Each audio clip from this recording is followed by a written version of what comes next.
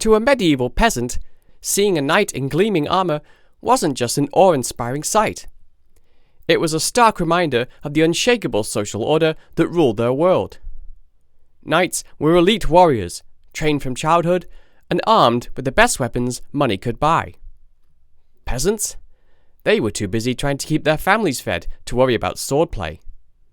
So, if these two were to face off in battle, the outcome should be obvious. Or is it? The medieval world was full of surprises, like this simple tool, the agricultural flail. Designed to thresh grain and separate wheat from chaff, it seems harmless enough, right?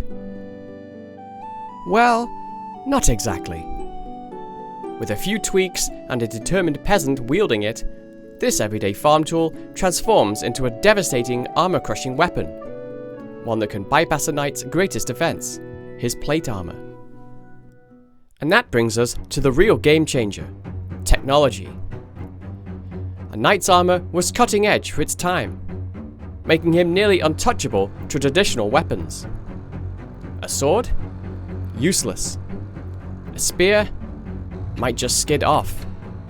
But blunt force? Now that was a different story. But here's the catch. A knight wasn't just some helpless tin can waiting to be cracked open. He was a master of mounted combat, trained to outmaneuver, outthink, and, when needed, avoid battles he couldn't win. And let's not forget the sheer terror of facing down a fully armoured war machine thundering towards you on horseback. That alone was enough to make most peasants drop their pitchforks and run for the hills. Which is exactly why, when peasants did take on knights, they never fought alone. And in 1302 in Flanders, that's exactly what happened. At the time, its booming textile industry relied on importing high-quality wool from England.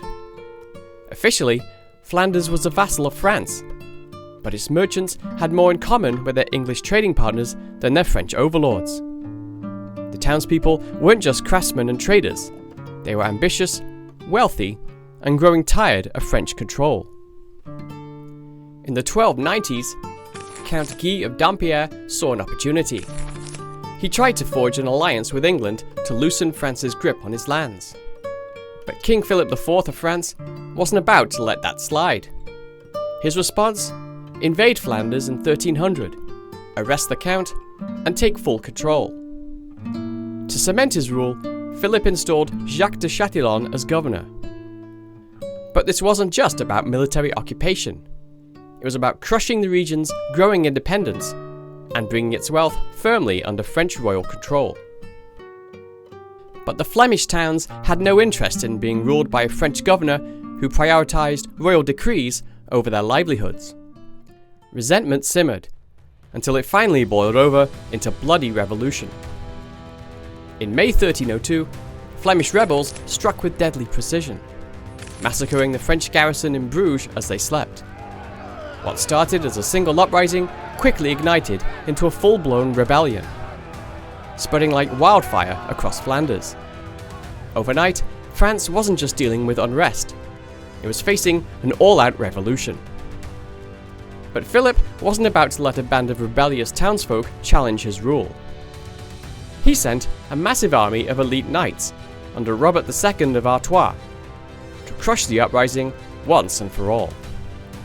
The French nobility rode into battle brimming with confidence. After all, what chance did a bunch of peasants and merchants have against the finest warriors in Europe? But this wasn't some disorganized mob. The Flemish militias were highly trained, fiercely disciplined, and armed with a brutal equalizer, the Hoedendag.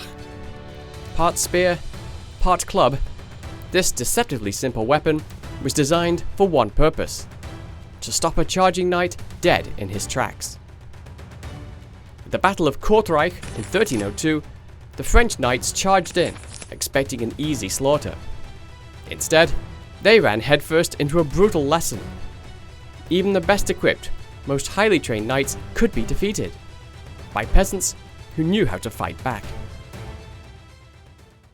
The Annals of Ghent, a medieval chronicle, concludes its description of the battle. And so, by the disposition of God, who orders all things, the art of war, the flower of knighthood, with horses and chargers of the finest, fell before weavers, fullers, and the common folk and foot soldiers of Flanders. Albeit strong, manly, well-armed, courageous, and under expert leaders, the beauty and strength of that great French army was turned into a dung pit, and the glory of the French made dung and worms. In 1315, at the Battle of Morgarten, a ragtag force of Swiss peasants did the unthinkable.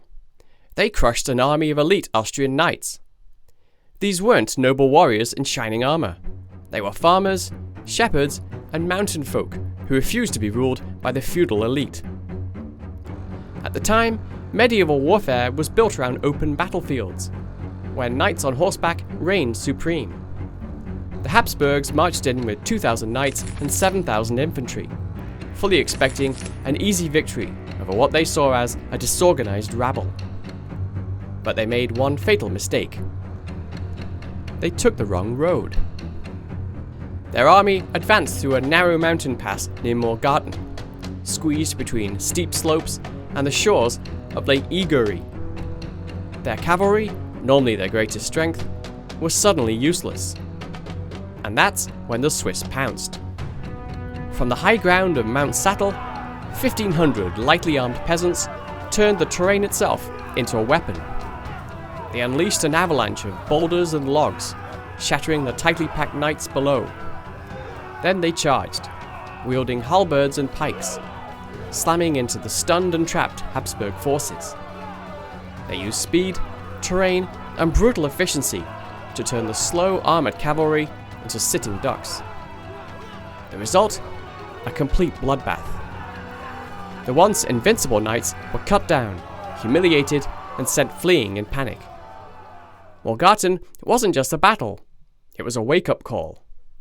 The age of knights dominating the battlefield was coming to an end, and the rise of disciplined, well-trained militias had begun. Under the right conditions, with sheer numbers, smart tactics, and a battlefield that stripped knights of their advantage, a peasant could win. The trick? Flip the script. Turn the knight's greatest strengths into crippling weaknesses. Drag him into the mud, where his heavy armor becomes a prison.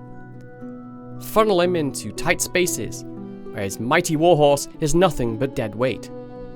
Isolate him, slow him down, and suddenly, the unstoppable warrior of the Middle Ages becomes just another man, struggling to survive. So, could a lone peasant take down a fully armored knight? Not a chance. But a group of them, armed with nothing but determination, a few repurposed farm tools, and a clever grasp of battlefield tactics, history proves it's more than possible. And that's how a world built on the absolute power of armored cavalry was shattered by the very people it was meant to keep in line. Irony at its finest, don't you think?